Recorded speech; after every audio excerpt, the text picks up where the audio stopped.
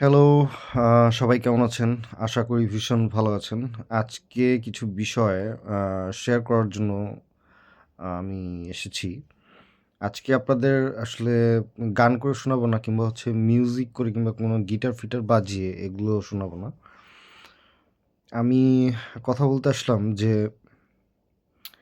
আ বেশ কিছু আ legendary musician এদের পেজ কিংবা হচ্ছে চ্যানেলগুলোতে ঘুরে দেখলাম যে তাদের চ্যানেল কিংবা হচ্ছে পেজগুলোতে সাইবার অ্যাটাক হচ্ছে। হুম?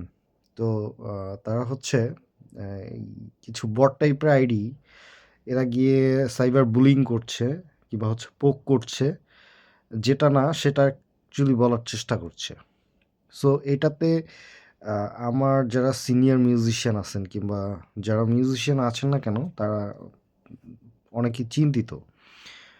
তাদের বলছি একটা কথা সেটা হচ্ছে এদিকে আসলে কেউ ধ্যান দিবেন না এবং এদের এদের কোনো অ্যাটেনশন আ দেয়ার ট্রাই করবেন না আশা করি। বিকজ এরা কোনো মিউজিশিয়ান না। যতই তাদের দেখবেন প্রোফাইলে এই মিউজিক ফিউজিক এটা ওটা অমুক-সমুক অনেক লোগো-টোগো লাগাইছে গিটার-ফিটার এইটা ওটা।